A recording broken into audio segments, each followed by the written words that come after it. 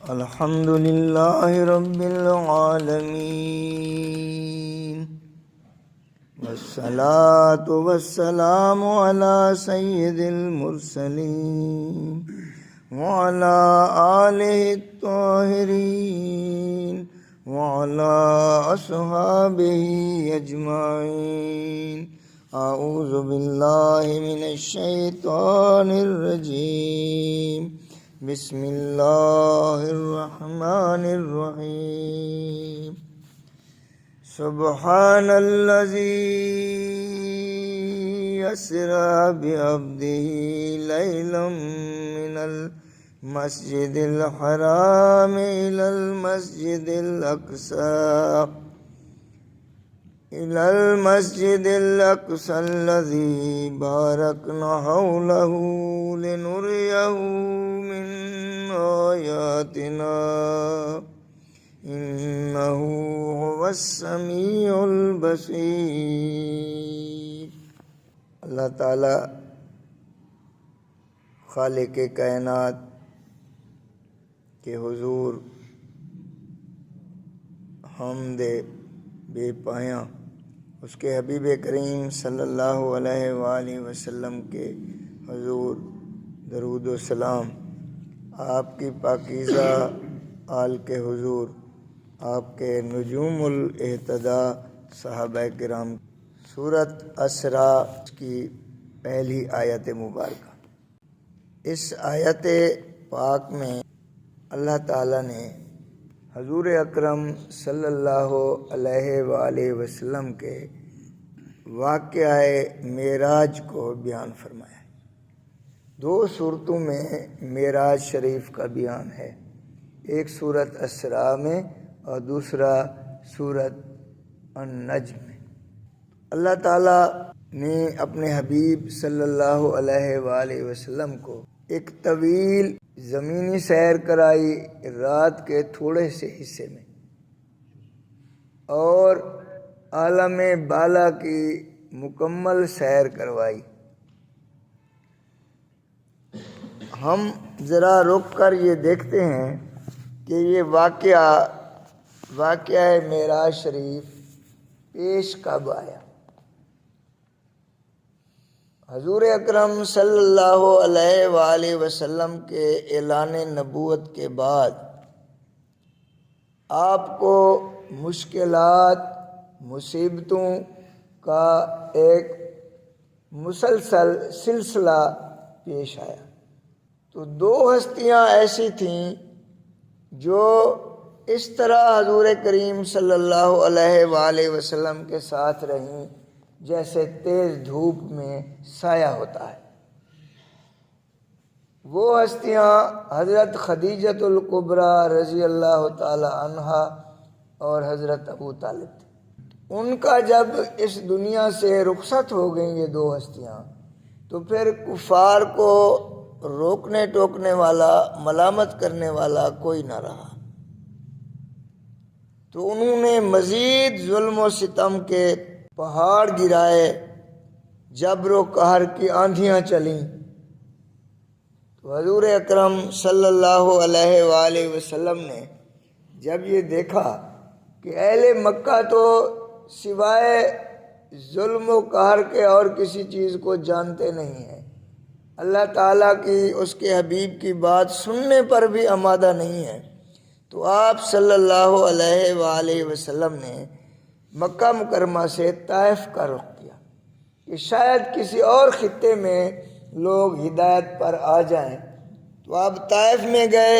وہاں پہنچ کر بھی آپ کو انہی مشکلات کا سامنا کرنا پڑا، حتیٰ کہ آپ پر اتنا پتھر برسائے گئے کہ آپ صلی اللہ علیہ وآلہ وسلم کے جسم اطہر سے خون بہتا رہا،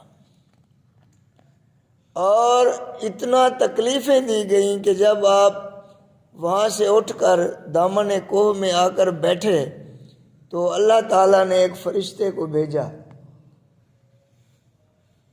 کہ اے میرے محبوب، اگر چاہیں تو یہ وادی ہے جس میں لوگ آباد ہیں، یہ پہاڑ ان کے اوپر گرا دوں، قیامت تک ان کا نشان بھی نہ ملے.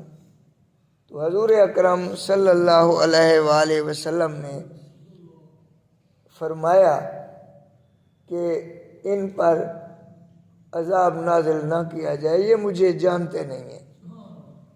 اور آپ صلی اللہ علیہ وآلہ وسلم نے دعا فرمائی کہ اے اللہ تعالیٰ ان کو ہدایت فرما، اگر یہ ہدایت کے لائق نہیں ہیں تو بھی انہیں تباہ نہ فرما، شاید ان کی اولادیں اہل ایمان ہو جائیں۔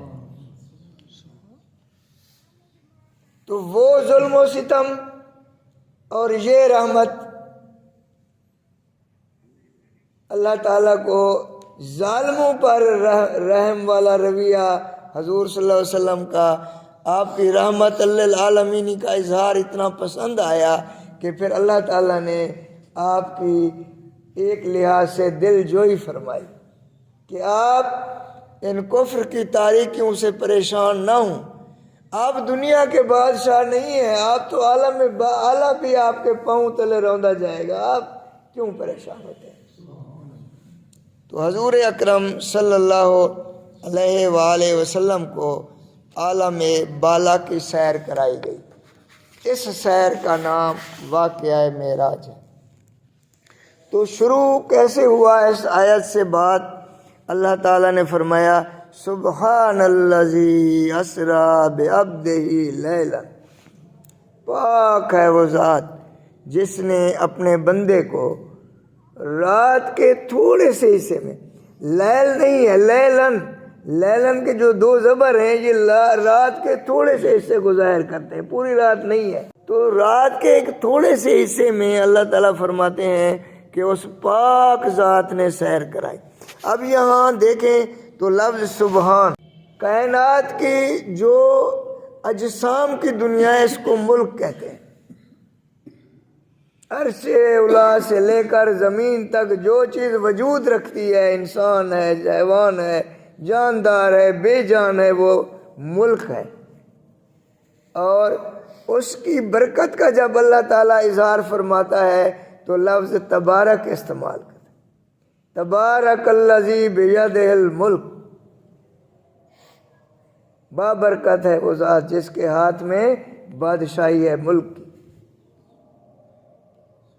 اور ایک دنیا ہے جو ہر ایک کے لیے محسوس ہونے والی نہیں ہے۔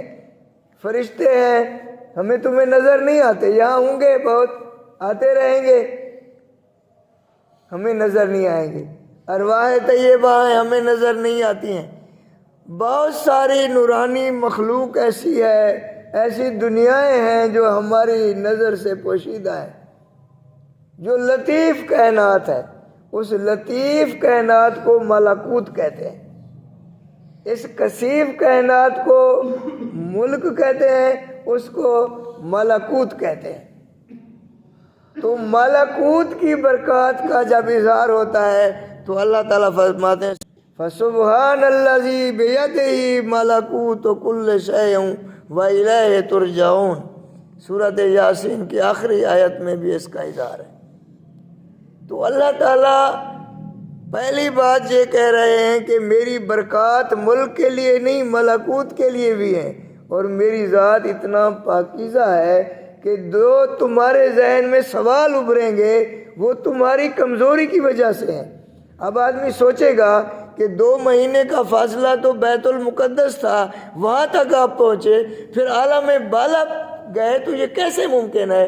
تو جو ہم کیسے کہتے ہیں، اس لیے کہتے ہیں کہ ہماری عقل کی دنیا سے کچھ چیزیں ماورا ہے، ہمارے ادراک کی کچھ جگہوں تک رسائی نہیں ہے، ہماری سوچ وہاں تک سوچ نہیں سکتی، ہماری نگاہ وہاں تک پہنچ نہیں سکتی، ہم خواب میں بھی ان چیزوں کا احاطہ نہیں کر سکتے جو اللہ تعالیٰ کی مخلوق ہے۔ تو اللہ تعالیٰ فرماتے ہیں تم اگر کیا کیوں کیسے سوچتے ہو کہ تم اپنی عقل کیسے سوچ رہے ہو؟ تو جس ذات نے سیر کرائی ہے وہ تو سبحان ہے، وہ تو ان تمام کمزوریوں سے پاک ہے، جو کمزوریاں تمہیں احاطہ کیے ہوئے ہیں، جن کی وجہ سے تم یہ سوال کرتے ہو کیسے ہوگا۔ وہ تم تو اس لیے سوال کرتے ہو کہ تمہاری سمجھ سے یہ بات بالا ہے کہ یہ عقل کے لیے ناممکن ہے نا، تو عقل کے خالق کے لیے ناممکن نہیں ہے۔ تو سبحان ذات کے لیے کوئی ایسی بات نہیں ہے کچھ وہ کر دے، وہ خالق ہے جو کائنات کا، اس کے لیے کوئی مسئلہ نہیں۔ دوسرا، سیر کس کو کرائی جا رہی ہے؟ اسرا بعبدہ، وہ اپنے ایک عبد خاص کو سیر کرا رہے، وہ کوئی عام معمولی آدمی نہیں ہے۔ اب یہاں لفظ عبد کا بڑا خوبصورت استعمال ہے۔ پہلی بات یہ ہے کہ حضور اکرم صلی اللہ علیہ وآلہ وسلم کو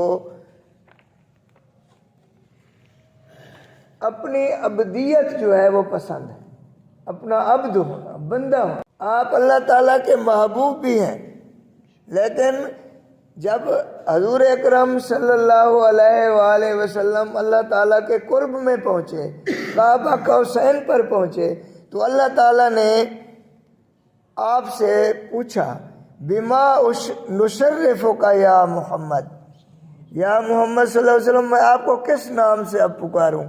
تو حضور اکرم صلی اللہ علیہ وآلہ وسلم نے عرض کی یا اللہ بے نسبتی الیک بالعبودیت، اے میرے مالک مجھے اپنا بندہ کہہ دے۔ میں تو ساری زندگی کہتا رہا میں اللہ کا بندہ ہوں، آج تو مجھے کہہ دے تو میرا بندہ ہے۔ تو اللہ تعالیٰ نے اظہار فرمایا اسرا بعبدہ، وہ اپنے بندہ خاص کو لے گیا۔ اب یہاں لفظ عبد کا ایک اور بھی استعمال ہے جو مفسرین نے بیان کیے ہیں باتیں۔ تو حضور اکرم صلی اللہ علیہ وآلہ وسلم جب واقعہ معراج کریں گے بیان، تو ہو سکتا ہے لوگ سوچیں جیسے عیسیٰ علیہ السلام کے امتیوں نے سوچا تھا کہ جب انہیں آپ کے معجزات دیکھے کہ یہ مردوں کو زندہ کر دیتے ہیں، لا علاج بیماروں کو ٹھیک کر دیتے ہیں، تو انہوں نے کہا یہ عام آدمی، یہ خدا کا بیٹا ہے۔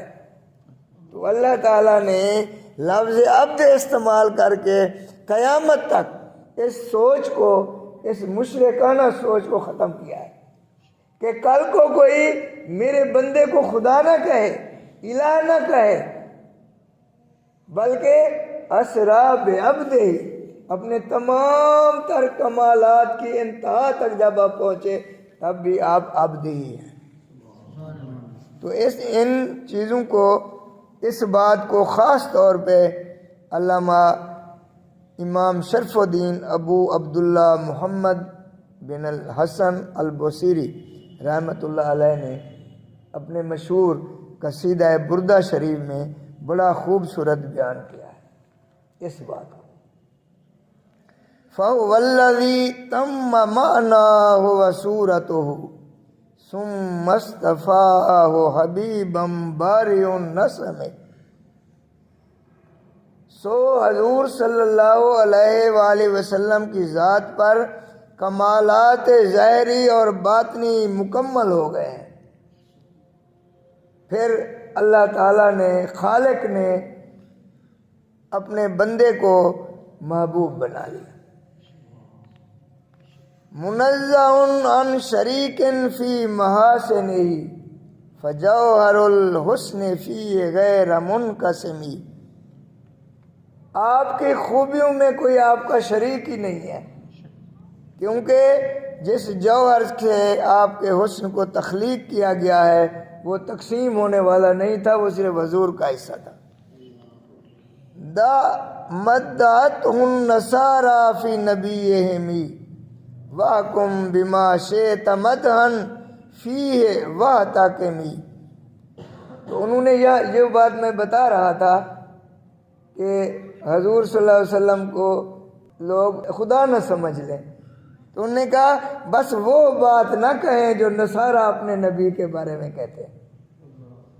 امام بصیری فرما رہے ہیں کہ وہ بات نہ کہیں جو عیسائی اپنے نبی کے بارے کہتے ہیں کہ وہ خدا ہے یا خدا کا بیٹا ہے، باقی جو بھی تعریف کی جائے وہ آپ کی شان کے لائق ہے، صرف یہ لفظ نہ استعمال ہو کہ وہ الہ ہے یا الہ سے ان کی رشتہ داری ہے، شریک نہ ٹھہرایا جائے۔ باقی جو بھی تعریف آپ کر لیں گے وہ آپ کی شان سے کم ہوگی، زیادہ نہیں ہو سکتی۔